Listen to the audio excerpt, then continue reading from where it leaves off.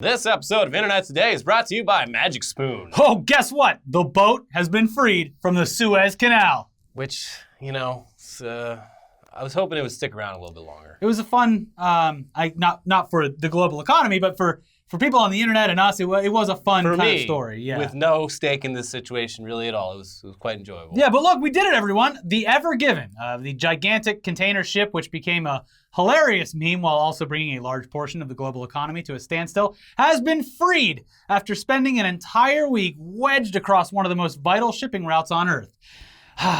Sweet release. I mean, it must have been just so satisfying to dislodge this big, beautiful vessel and finally allowed the trade to flow. Just a relief. Yeah. You know the relief we're talking about. The canal had some big blue balls. The whole event, it lasted only a week, like I said, but it'll definitely live on forever when we think back on this year and all of the moments that stuck out, because this ship getting stuck completely captivated the world, and it gave us something to watch and root for while we still deal with a global pandemic. I was rooting for the stuckness of the ship, not the ship or the canal itself. Mm-hmm. But it is good news outside of the ripple effect that this little oopsie will have on shipments in the coming weeks and months. And it could have been a lot worse. Mm-hmm. So we're taking this as a win for humanity and the economy. I would die for this economy. But how exactly did it finally get loose and right itself? Well, sadly, it was not Elon Musk sending over his child-sized submarine or some other doohickey to somehow get under the vessel and free it. Local engineers and salvage companies were able to solve this problem with a little bit of elbow grease and help from the moon. Mostly the moon. And, just timing things with the moon. Yeah, it was perfect timing for the moon. The biggest construction worker in our solar system is up there every night waiting for a job. And finally, he got tagged in. Buddy, we need you. Yes. Do that thing you do to the tides. But yeah, as we said in the last video, the recent full moon provided the best possible chance for freeing this ship thanks to the rising water levels that it brings.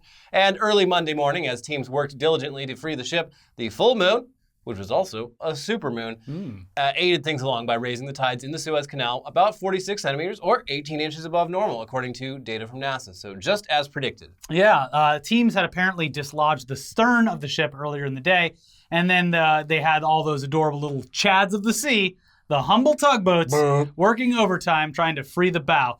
And when they did, there was plenty of celebrations to be had with a soundtrack of horn blasting and cheering from everyone and everything within vicinity of the Ever Given. Now, as for when shipments will be back to normal, it's looking like it'll take around 3 days at least to clear the backlog of ships, which doesn't seem too bad, all things considered, and just has to piss off any captains who already started their 2-week journey all the way around Africa. Yeah, you gotta feel bad. Are they turning around? I don't know. Might as well at this point. Yeah, but hey, look. As an entry into this year's strange history so far, thumbs up. I mean, there was a problem. Everyone made fun of it, despite there being potentially bad consequences, because, it was a big fat boat getting stuck.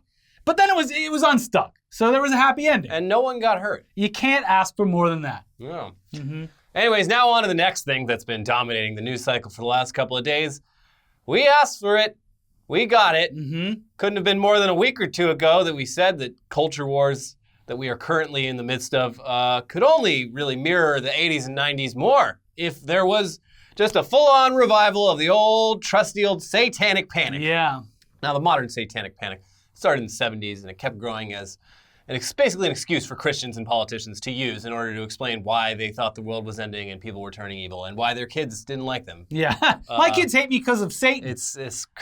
Am I at fault? No. It's the children who are wrong. It's the devil who's wrong. Yeah. So yeah, Ouija boards, horror movies, rock music, all of it was blamed for throwing the world into sin. There was literal mass hysteria on a level only really comparable to the Salem witch trials. A lot of people's lives were actually ruined. There were some actual serious fucked up consequences to it. But it was a weird time. It led people to believe that the world was ending. People thought Satanists were a realistic threat lurking around every corner. And the repercussions of these modern day witch hunts did result in a lot of people's lives being ruined for no reason. Look up the West Memphis 3 as one prominent example. There was another one. There was a daycare, I can't remember where, but just out of fucking nowhere, based off of just a comment a fucking 2 or 3 year old made that someone interpreted as them claiming that there was satanic shit happening at this daycare, even though it was like a child just saying shit. Yeah. It sent like all the people working at this daycare to prison for like years before, and their reputation's completely tarnished before finally, like it was like there is absolutely zero evidence for any of this. You can't prove a fucking thing. West Memphis 3 is like, oh, DNA evidence cleared. Sorry.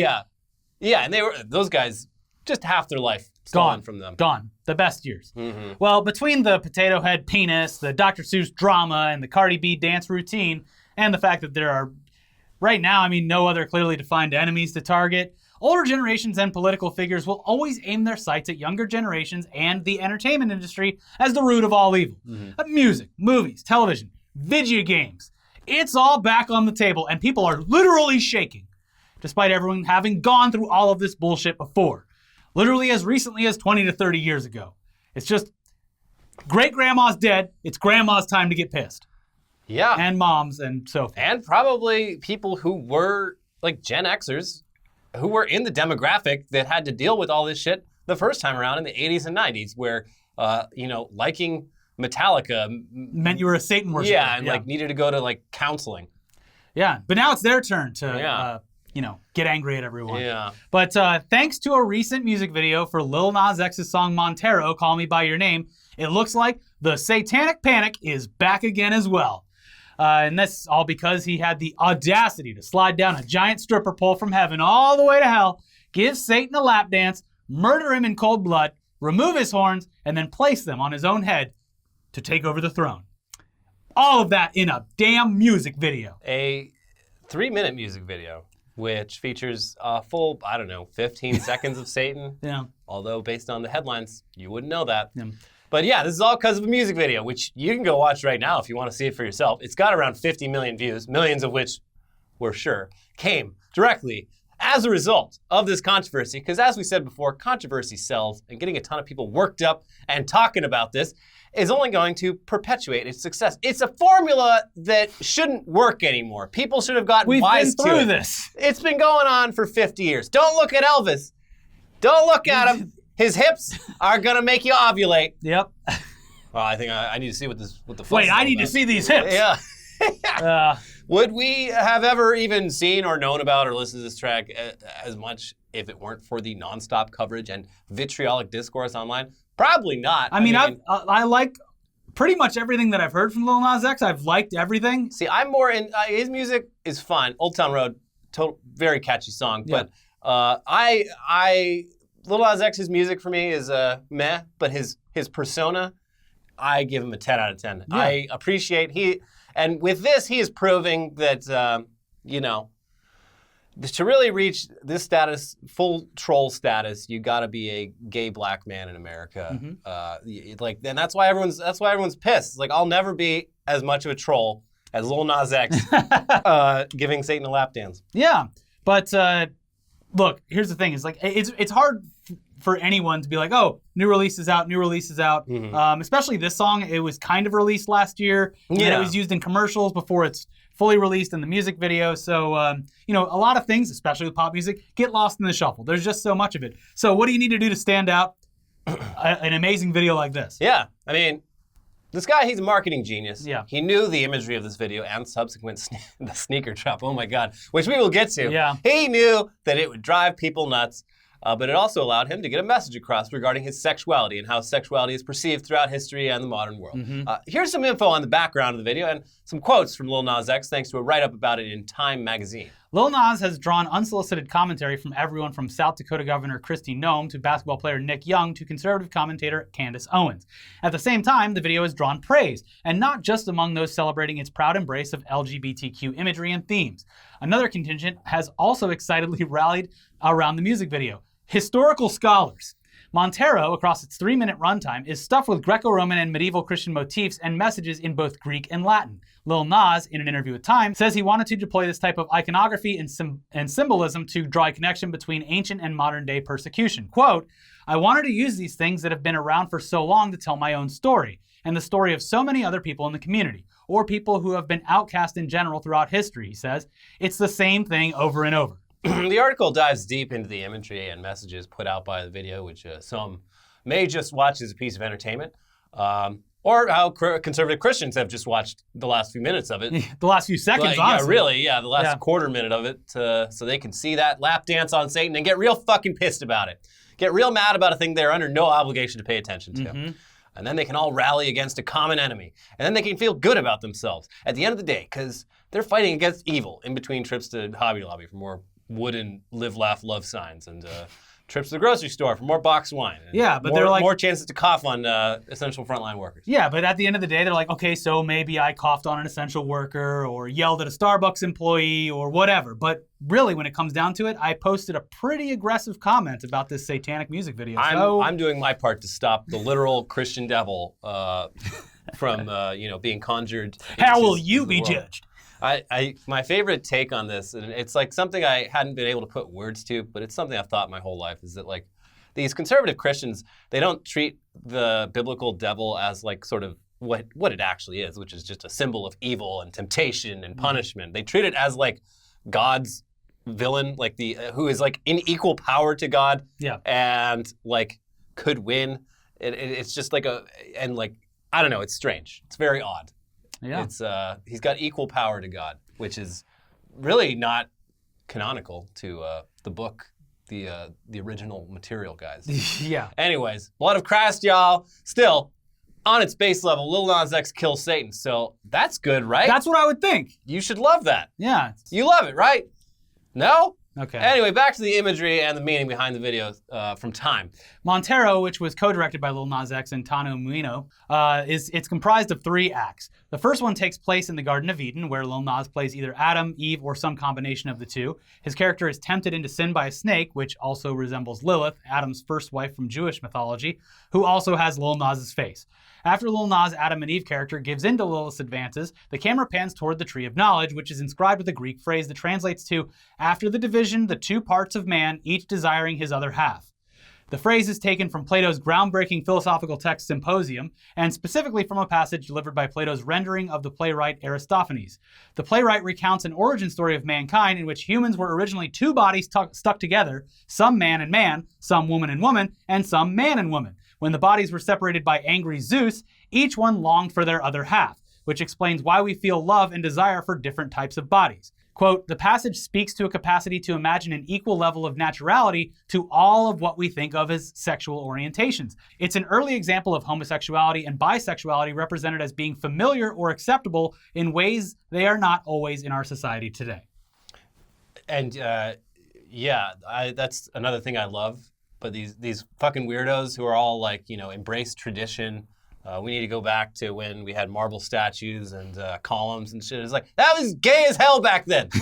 Just look at that time period from beyond the most basic surface level. Dudes were fucking each other in the ass all the time. Mm-hmm. It was a very common thing. Yeah. You were weird if you weren't fucking another dude in the ass. So anyway, just another thing that's funny to me.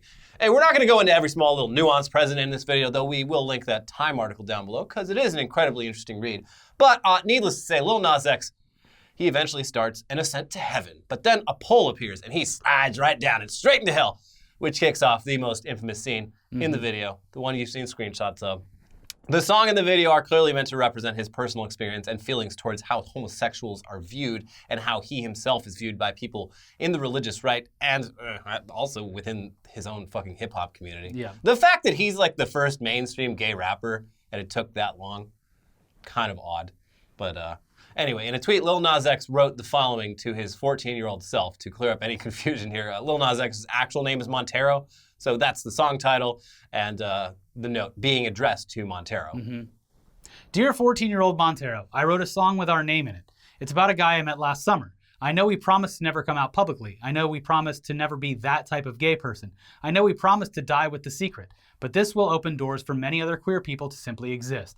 You see, this is very scary for me. People will be angry. They will say I'm pushing an agenda. But the truth is, I am.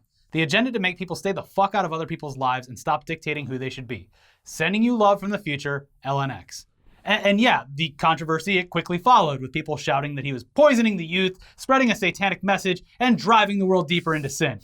And he's been quick to reply on Twitter to set the record straight in a lot of cases, writing back to one accusation that this was the system targeting kids by saying there was no system involved.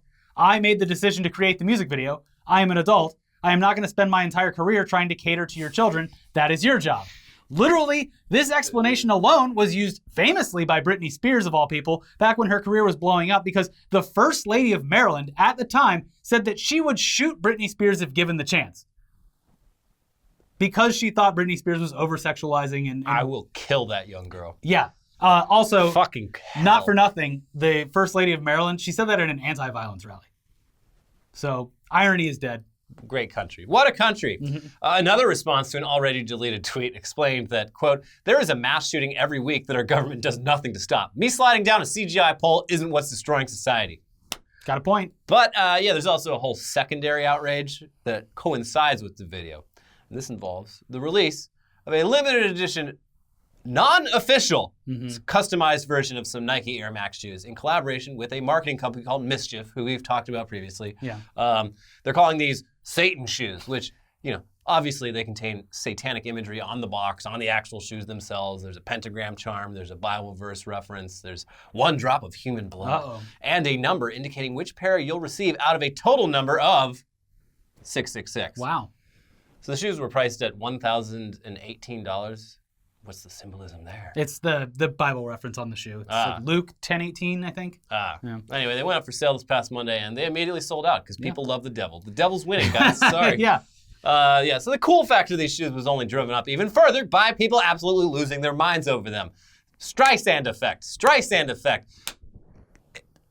They never learned. These are NFTs for your feet, though. They are limited, so they have inherent value in the fact that they're limited. Wow, limited edition real life goods? It's like an NFT that you can hold in your hand. Yeah. But yeah, so South Dakota Governor Kristi Noem was not happy about this. No. She tweeted, our kids are being told that this kind of product is not only okay, it's exclusive. But do you know what's more exclusive? Their God-given eternal soul. We are in a fight for the soul of our nation. We need to fight hard. And we need to fight smart. We have to win. It's like your impersonation of Ted Cruz, but a woman. Every Republican is Ted Cruz. Yeah. I mean, that quote is really rich coming from a woman who abolished the permit requirement for carrying a concealed handgun. In case the devil pops up, you need to shoot him. He's going to come up and he's going to get on my lap and give me a lap dance. You pop him in the face. She also signed multiple bills restricting abortion. She signed a law that criminalizes protests. She still, to this day, opposes marijuana. She launched a methamphetamine awareness campaign literally called Meth, We're On It. Oh, that was a good one. Yeah, and she is almost certainly responsible for untold deaths thanks to her hands-off approach to dealing with the coronavirus pandemic, including being anti-mask, holding large gatherings like Sturgis, which ended up being a super spreader event, and going all in on the hydroxychloroquine treatment instead of basic, easy-to-follow safety guidelines, all of which led to South Dakota experiencing one of the largest outbreaks in the country.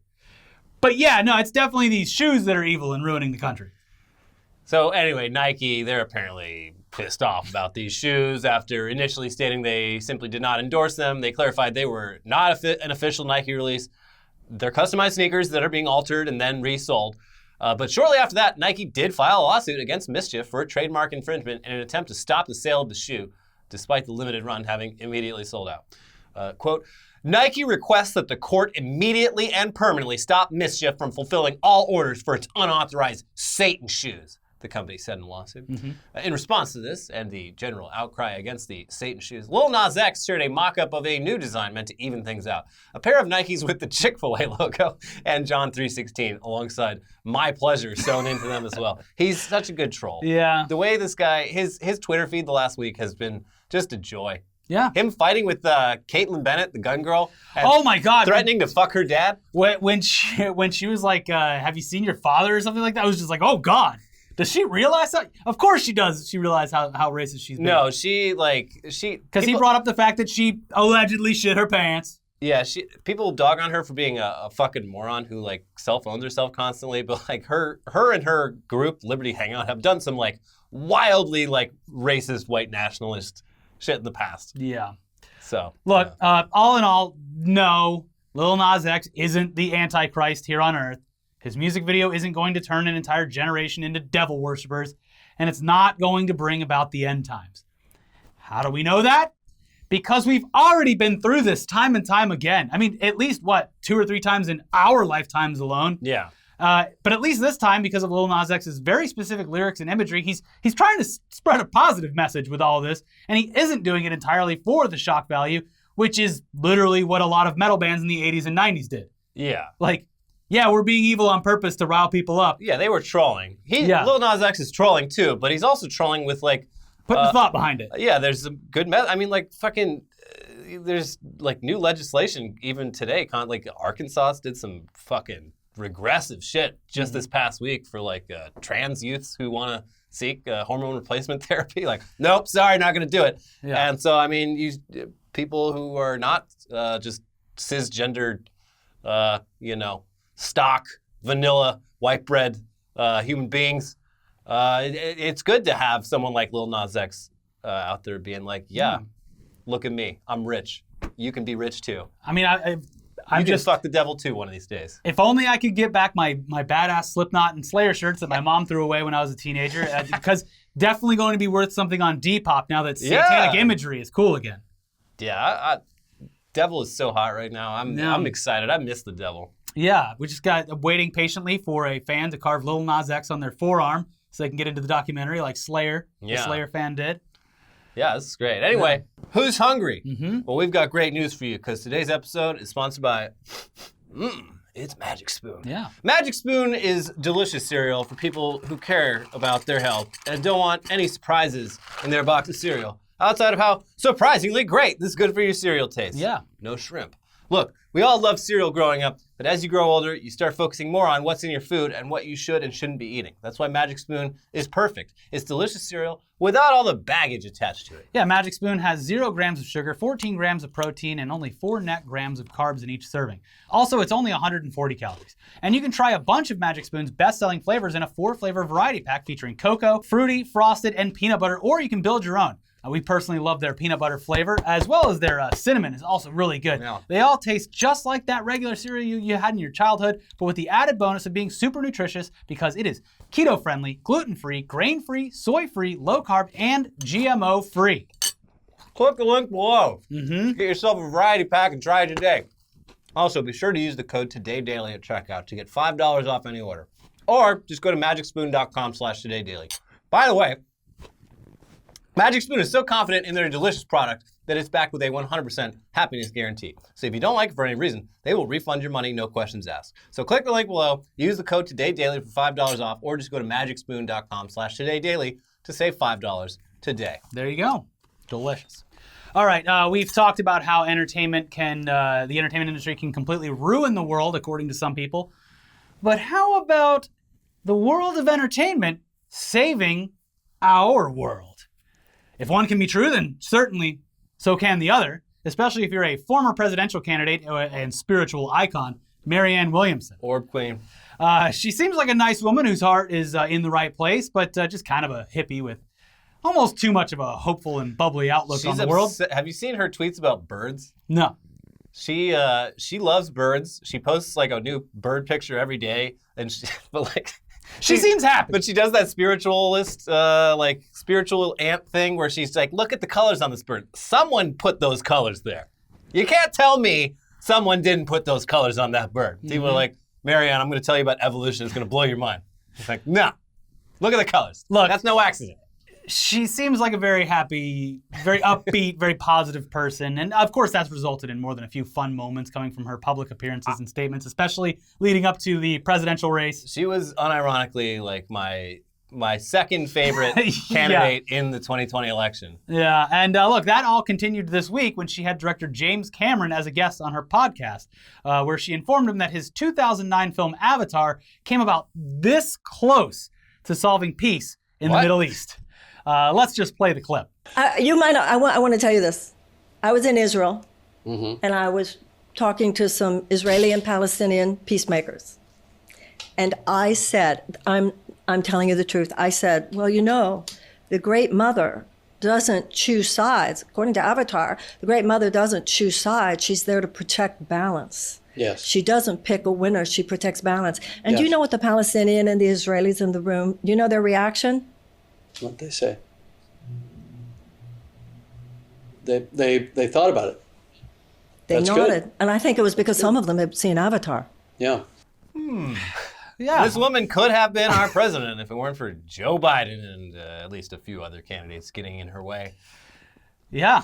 She did not get a fair shot, if you ask me. We could have had a military policy that included forcing other nations to watch Avatar and then quizzing them on the positive messaging within the film afterwards. Yeah.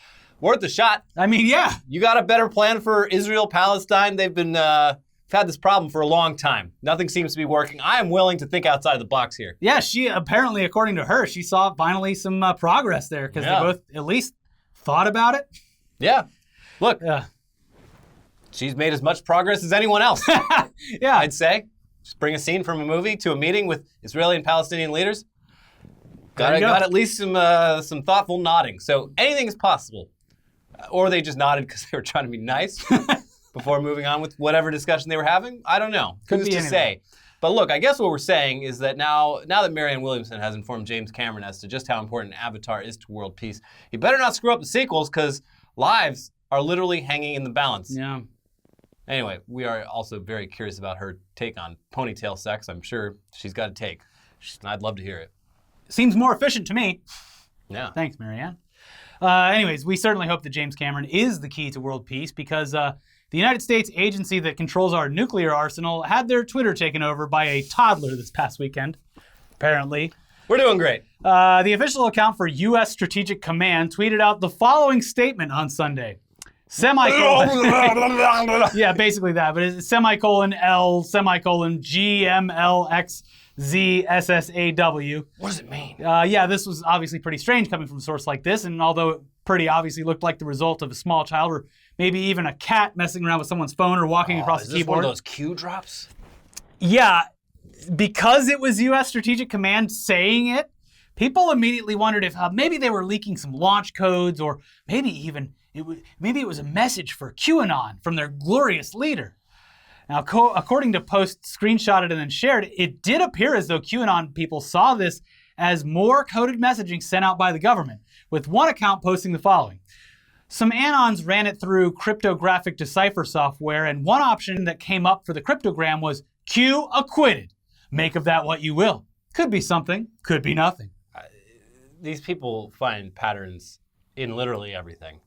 Even just a smashing of the keyboard. So very cool of the U.S. government strategic command to just throw some fuel on that already out of control fire. Q acquitted. Very cool. Yeah. But yeah, it looks like no, it actually was just some kid typing gibberish, which is still a bit unnerving considering a child was able to access anything from anyone in charge of any aspect of U.S. strategic command. Not really instilling confidence in us with this whole debacle, but yeah, according to a Freedom of Information Act request that was submitted by journalist Michael Thalen, quote, the explanation of this tweet is as follows. The command's Twitter manager, while in a telework status, momentarily left the command's Twitter account open and unattended. His very young child took advantage of the situation and started playing with the keys and unfortunately and unknowingly posted the tweet. Absolutely nothing nefarious occurred, i.e. no hacking of our Twitter account. The post was discovered and notice to delete it occurred telephonically. Okay, so we're safe for now. But what if it was a coded message? What? And out of the 10 million cryptographic deciphers that were shit out of this thing, one of them made sense. Yeah. Could be anything. Anyways, finally today, if you hate a video on YouTube, too bad. You're going to have to just deal with it without sending a signal to others of your disdain because YouTube is experimenting with completely removing the dislike count on videos. This fucking sucks. Yeah, they're currently testing this feature out with certain creators, and according to their announcement, they're doing it as a way to discourage dislike mobs from mobbing channels or videos and spamming that dislike button simply because they don't agree with them or the video or hate that person or channel for any number of reasons. It's weird. It's almost like there's probably a better solution out there. Like, I don't know what Steam has been doing for like 5 years whenever there's a dislike bomb on anything. Yeah. They just detect it and filter it out. Yeah, but here's their statement. In response to creator feedback around well-being and targeted dislike campaigns, we're testing a few new designs that don't show the public dislike count. If you're part of this small experiment, you might spot one of these designs in the coming weeks. Example below.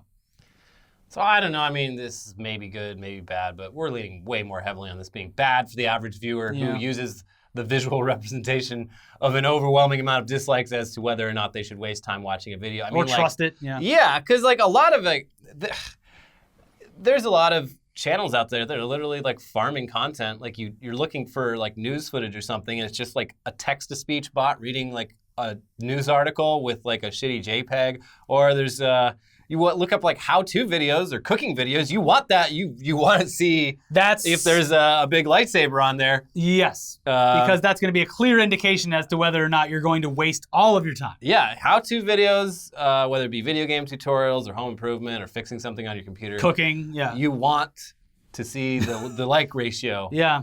To know that you're not making a mistake.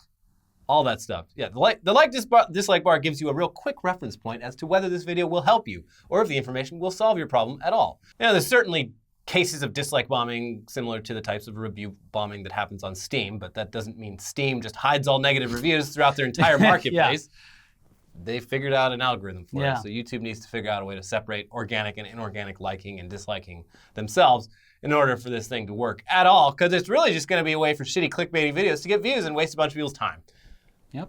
You control the algorithm, YouTube. You have an infinite amount of data. You should know whether a video is getting legitimate dislikes versus a coordinated attack. Yeah.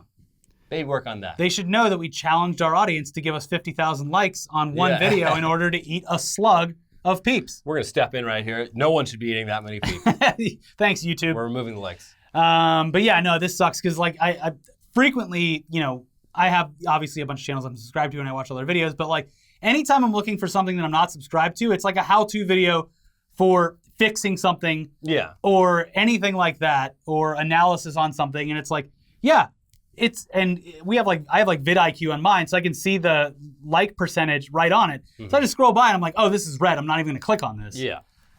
Maybe I've missed a few gems in there, but I don't know. It seems like a system that works pretty well, all things considered. Anyways, we keep telling you, but we're going to tell you again. The landing page is now up. You can go click the reminder button on it. This is important, guys. We're screening a movie on our channel. This is not a watch-along where you go watch it in another tab or whatever. We're showing a movie on our channel. It's a documentary. It's called Feels Good, Man. It's about Pepe the Frog and its creator, Matt Fury, and the very interesting, kind of sad, kind of awesome journey his life and career has gone on. I've already seen it and I loved it, but we are going to be watching it and then doing a Q&A afterwards with the filmmakers who made it, and you'll be able to get in the chat and ask questions and be a part of it, and it's really groundbreaking stuff we're doing, honestly. So you should be there. We're going to leave a link. The landing page for the live stream is obviously up, so you can go click the reminder button there. This is coming Saturday. It's 6 p.m. Pacific. And not to mess with YouTube too much, but you should click like on that video so that it shows up in search results and stuff. Inauthentic.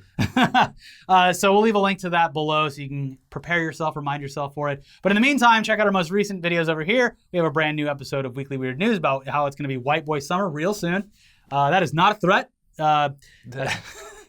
It's going to be White Boy Summer. And we also have the opposite of that, which is Cicada Summer in News Dump. So check out both of those videos, and we will see you soon for some tech news. Bye-bye. Bye.